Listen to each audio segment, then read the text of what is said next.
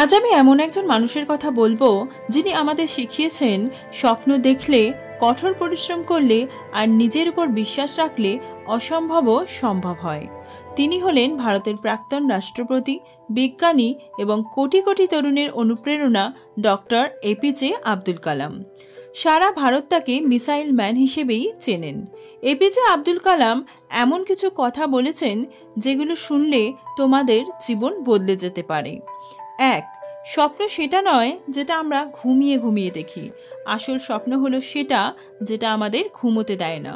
বন্ধুরা, স্বপ্ন শুধু দেখলেই হবে না, স্বপ্নকে পূরণ করার জন্য কঠোর পরিশ্রম করতে হবে।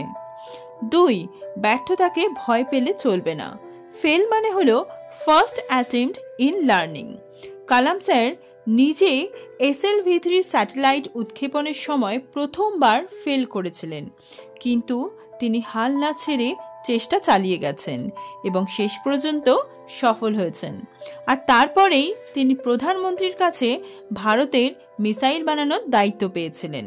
তাই বন্ধুরা, তোমাদের বলছি, একবার ফেল হলেই থেমে যেও না, চেষ্টা চালিয়ে যাও, একদিন ঠিকই সফল হবে।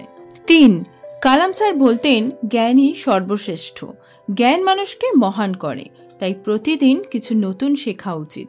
বন্ধুরা, তোমরাও তোমাদের জীবনকে উন্নত করার জন্য কিছু না কিছু নতুন শেখো, আর নতুন কিছু শিখতে গেলে অবশ্যই বই পড়া উচিত, তাই ভালো ভালো বই পড়ো।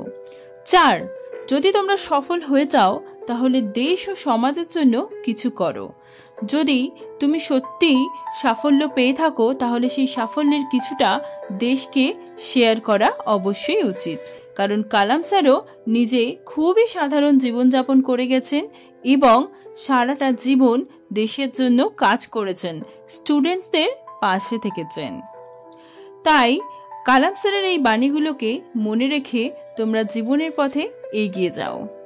তোমাদের প্রত্যেকের জীবনেই অনেক সমস্যা আছে, কিন্তু সেই সমস্যাগুলোকে দূরে রেখে অবশ্যই পরিশ্রম করতে হবে, এগিয়ে যেতে হবে নিজের প্রতি বিশ্বাস রেখে।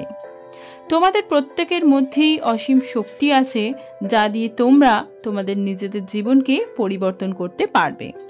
তাই স্বপ্ন দেখতে থাকো। কালাম স্যার বলতেন, নিজের ভবিষ্যতের কারিগর হও। তাই অবশ্যই চেষ্টা করতে থাকো, নতুন কিছু শিখতে থাকো এবং হাল ছেড়ো না। আজকের ভিডিওটা এই পর্যন্তই। যদি ভিডিওটা ভালো লেগে থাকে প্লিজ চ্যানেলটি সাবস্ক্রাইব করে রাখবেন এবং এপিজে আব্দুল কালাম স্যার এতটাই সম্মানীয় যে তার উদ্দেশ্যে প্লিজ একটা লাইক করে দেবেন। চলে আসবো নতুন কোনো মোটিভেশনাল ভিডিও নিয়ে।